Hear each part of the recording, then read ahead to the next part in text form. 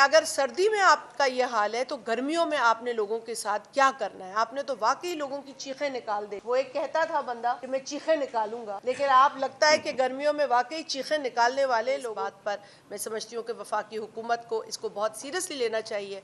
आज वो एक पोजीशन ऑफ पावर में है, आज उनके पास इख्तियार है, आज उनके पास अथॉरिटी है। उनको ये सवाल पूछना चाहिए उस फॉर्मर मिनिस्टर से, उसकी सुनवाई होनी चाहिए। इस तरह किसी को भी नेशनल इदारों के साथ खिलवाड़ करने का हक नहीं देना चाहिए। ना सिर्फ इदारे को नुकसान हुआ बल्कि वो घराने जिनको नुकसान पहुंचा है, वो जो ह्यूमन स्टोरीज़ हैं, वो जो इंसानी तकलीफ़ है जो इस तमाम स्टेटमेंट के नतीजे में पेश आई, कितने लोगों को का रोज़गार छिन गया, कितने पायलट्स हमारे बेरोज़गार हो गए, उनके चूल्हे बुझ गए और कई तो अपनी तबीयत की नासाजी के बायस इंतकाल कर गए। तो इसका कौन हिसाब लेगा?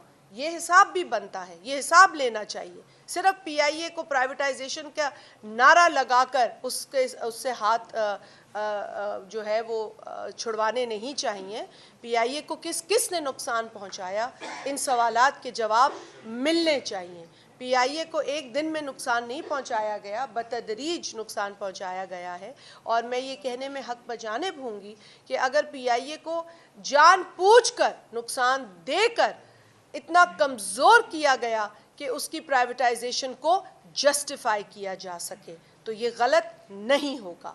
तो मैं इसीलिए आप लोगों के तवस्सुत से एक बार फिर जो पोजीशन में बैठे हैं इस वक्त, जिनके पास एडमिनिस्ट्रेशन है, जिनके पास इदारों का कंट्रोल है, अथॉरिटी है, उनसे ये मैं रिक्वेस्ट करूंगी कि खुदारा सिर्फ पीआईए को प्राइवेटाइज कर आप अपनी ज़िम्मेदारी से बरी नहीं हो।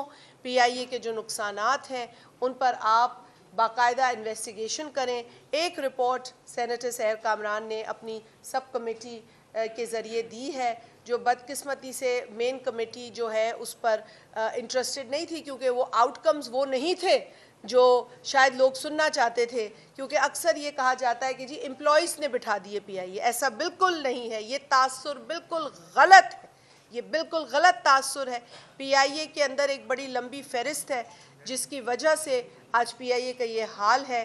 हम आगे चल के इस पर बात भी करेंगे। उनके एसेट्स जिसका जिक्र कल चौधरी मंजूर साहब ने भी किया, चाहे वो ब्लू एरिया का बुकिंग ऑफिस हो या पिंडी का ऑफिस हो या दीगर जगहों का ऑफिस हो। अब वो पिंडी के ऑफिस की रकम शायद वो बता रहे हैं कि 20 करोड़ रुपए की मामूली रकम बता रहे हैं, जो अरबों रुपए की लागत की एक मिल्कियत है। इस तरह अरबों रुपए की लागत की जो तमाम तर मिल्कियत है पीआईए की, उसको किस तरीके से उसका सौदा किया जा रहा है। 135 अरब रुपए दिखाए जा रहे हैं, जबकि हकीकत यह है कि 10 अरब रुपए में ये सौदा किया गया। इतना सारा जो कर्जा था वो हवाले किया गया, उसको कर्ज़े के बोझ तले दबाया गया। और बिल्कुल मैं समझती हूँ चौधरी मंजूर साहब ने ये बड़ा अहम नुक्ता उठाया कि जो खसारा है वो नेशनलाइज हो रहा है, जो मुनाफा है वो प्राइवेटाइज हो रहा है, और ये बिल्कुल बात दुरुस्त है। और इसीलिए पाकिस्तान पीपल्स पार्टी की ये बड़ी संगीन और जेन्युइन कंसर्न है पीआईए की प्राइवेटाइजेशन के अमल के हवाले से, जिसको कि किया जा रहा है लेकिन ट्रांसपेरेंसी नहीं नज़र आ रही है। हमें नहीं समझ आ रही है कि इसका क्या फ्यूचर होगा। जो ब्लंडर्स हैं, जब आप उसको तस्लीम ही नहीं करेंगे, आप उससे बात ही नहीं करेंगे, उससे आप मुंह छुपाएंगे, तो फिर आगे बेहतरी कैसे आएगी, कैसे आप बेहतरी लाएंगे। दूसरा अहम इशू जो है वो है लार्ज स्केल कटिंग जो दरख्तों की हमारे कैपिटल में हो रही है, इस्लामाबाद में। देखिए, माहौलियात एक बड़ा अहम और हसास टॉपिक है। हम सब जो है इसके अब शिकार हैं। मैं ये गलत नहीं होंगी अगर कहूँ कि पाकिस्तान के तकरीबन हर हिस्से में हमने क्लाइमेट चेंज के असरात देखे हैं। मेरे साथ पाकिस्तान पीपल्स पार्टी के सेक्रेटरी जनरल तशरीफ़ फरमाए पख्तूनख्वा में, जहाँ ये मुकीम है, इनकी रिहाइश है। पख्तूनख्वा का सूबा भी इससे बरी ज़िम्मा नहीं है, सिंध का सूबा बरी ज़िम्मा नहीं है। पंजाब में आपने देखा कि कितनी शिद्दत का वहाँ पर फ्लड आया और कितना नुकसान वहाँ पे लोगों को हुआ। आज तक हम सुन रहे हैं कि कहानियाँ और रिहेबिलिटेशन, जो बहुत लंबा प्रोसेस है, ये आसान नहीं होता। क्लाइमेट चेंज का बहुत बड़ी कीमत पाकिस्तान अदा कर रहा है जबकि पाकिस्तान जो है वो सबसे ज़्यादा शिकार होने वाले ममालिक में है, one of the most vulnerable countries that has been hit by climate change, and yet हमारी जो कंट्रीब्यूशन है towards degradation of this climate वो 1% भी नहीं है। तो ये बहुत बड़ी ज़्यादती पाकिस्तान के साथ हो रही है। और फिर हम अपने साथ जो बहुत बड़ी ज़्यादती कर रहे हैं वो दरख्त पे दर पे काट कर हज़ारों की तादाद में तकरीबन 30,000 के करीब ये दरख्त काटे गए हैं। और कल हमने नेशनल असम्बली के फ्लोर पर ये बात उठाई है। तमाम जो जमातें हैं वहाँ कंसर्न थीं, बल्कि कॉलिंग अटेंशन नोटिस भी मुख्तलिफ़ जमातों ने बशमूल पाकिस्तान पीपल्स पार्टी के, हमने भी इस पर कॉलिंग अटेंशन नोटिस डाला था। कल हमारा एक और कॉलिंग अटेंशन नोटिस आया था, लेकिन इस पर हमने भी डाला था और जमातों ने भी डाला था। देखिए, कंसर्न सारे पार्लियामेंटेरियंस को थी और पीपल्स पार्टी ने इस पर कल आवाज़ उठाई है और हमने वहाँ पर ये मुतालबा किया चेयर से कि ये इतना अहम इशू है कि इसको standing committee of climate change को देना चाहिए ताकि वहाँ इस पर बहस हो। इसके जो इसके मुतालिक जो सवालात उठ रहे हैं उसके हमें जवाब मिल सकें, हमें बताया जाए कि क्यों ये दरख्त पे दर पे कट रहे हैं। लेकिन वहाँ फिर interior minister, state minister for interior ने जवाब देने जब शुरू किए तो उन्होंने कुछ ऐसी बातें की जिन्होंने और नए सवालात खड़े कर दिए। तो उन्होंने कभी कहा जाता है कि जी पोलन एलर्जी की वजह से हो रहा है, अब कल एक और तासुर पैदा हो गया कि जी कुछ ब्राउन इलाका है तो कुछ ग्रीन इलाका है, तो आपने कुछ ब्राउन रखना है और कुछ ग्रीन रखना है। At what cost? At the cost of your environment, at the cost of the urban planning, at the cost of biodiversity in your urban areas, at what cost?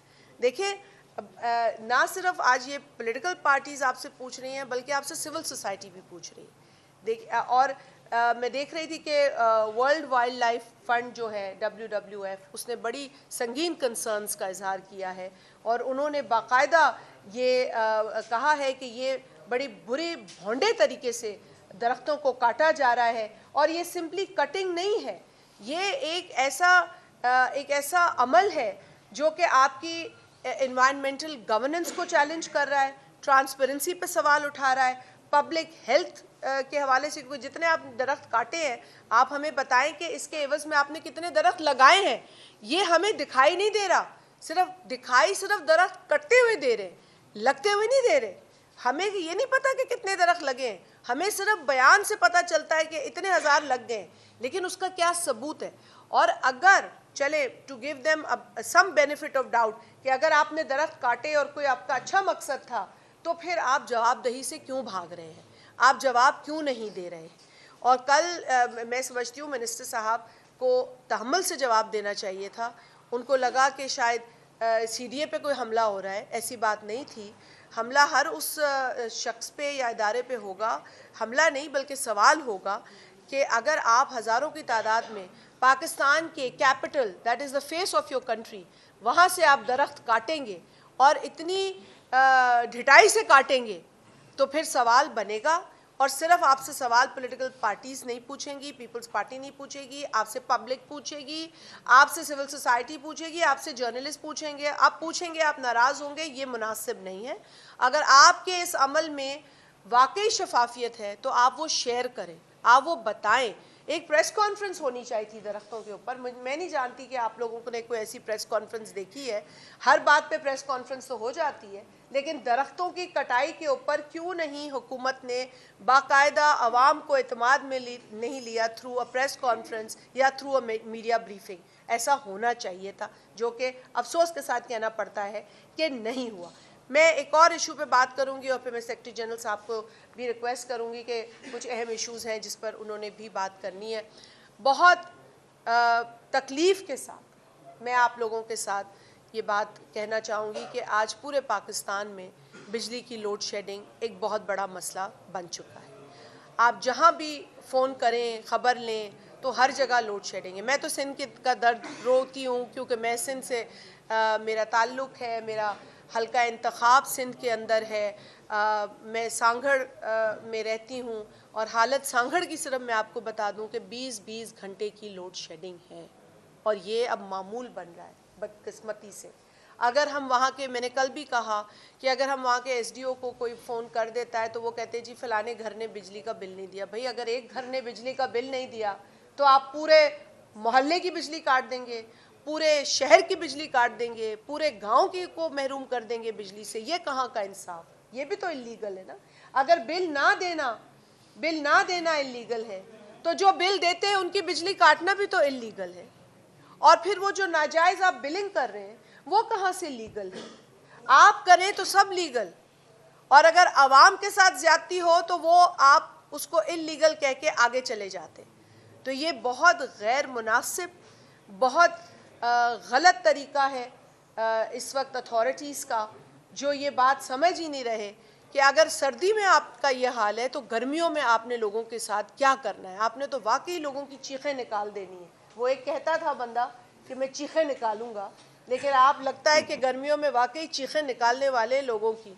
क्योंकि आज अगर आप बिजली नहीं देते तो ठीक है, पंखा नहीं चल रहा, ठंड है, चले, ये मैं मान लेती हूँ, लेकिन भाई पानी की मोटर भी तो चलनी होती है ना, पानी भी तो इस्तेमाल करना है लोगों ने कि नहीं करना। अच्छा, दूसरा बड़ा मसला गैस की लोड शेडिंग। अब ये भी इंतहा पर है, गैस की लोड शेडिंग, चूल्हे बंद हैं। और सबसे ज़्यादा मैं फिर, क्योंकि सिंध की इसलिए बात करती हूँ क्योंकि सिंध का इस सिचुएशन में गैस के मुद्दे के ऊपर अगर बात करें तो सिंध का जो शेयर है कंट्रीब्यूशन का वो सबसे ज़्यादा है, सबसे ज़्यादा है। मतलब 65 से 70% गैस आज सिंध दे रहा है। बलूचिस्तान को तो निचोड़ के रख दिया आपने। सुई का तो जो हाल किया है वो अब ये खुदा देख रहा है, लोगों ने तो वहाँ पे जो ज़िल्लत देखी है, और अब आप सिंध के साथ वही हरकत कर रहे हैं। नेचुरल रिसोर्स है वो सिंध का, और आप कहते हैं कि सिंध इंपोर्टेड गैस ले। एक सिंध क्यों ले इंपोर्टेड गैस जब उसकी अपनी गैस है?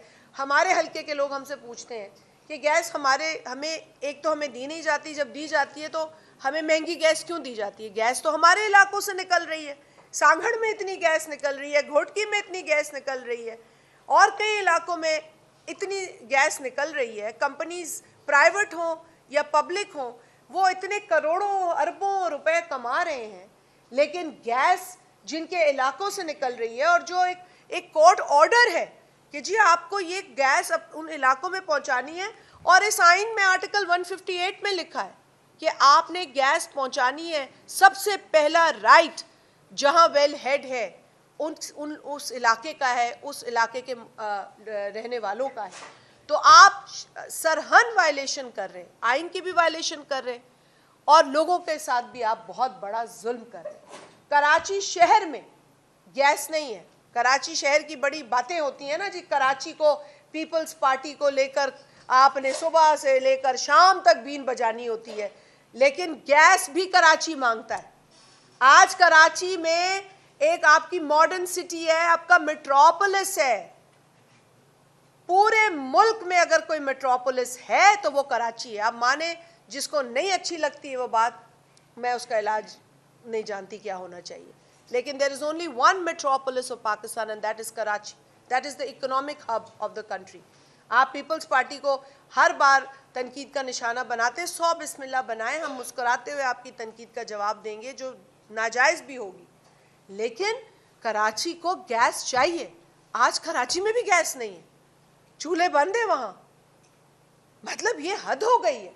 और जो बड़ा जुल्म है कि गैस की पाइपलाइंस बिछा दी गई हैं कि जी हम पाइपलाइन बिछाएंगे, इंफ्रास्ट्रक्चर होगा तो गैस देंगे इस इंफ्रास्ट्रक्चर में। वो इंफ्रास्ट्रक्चर बन गया है, पाइपलाइन बिछ गई है, रोड काट कूट के तोड़ फोड़ करके आपने वो कर दी है, लेकिन आज फिर भी आपने पाइपलाइन में गैस नहीं दी है। गैस नहीं आ रही है, नेचुरल गैस से महरूम है कराची जैसा शहर भी। तो आप दही इलाकों की, अर्बन रूरल एरियाज़ की, रूरल ड्वेलिंग्स की आप हालत सोच सकते हैं कि क्या होगी। अफसोस के साथ कहना पड़ता है कि यहाँ टोटल प्लानिंग का फुकदान है, टोटल प्लानिंग का फुकदान है, ये एम्पथी का फुकदान है।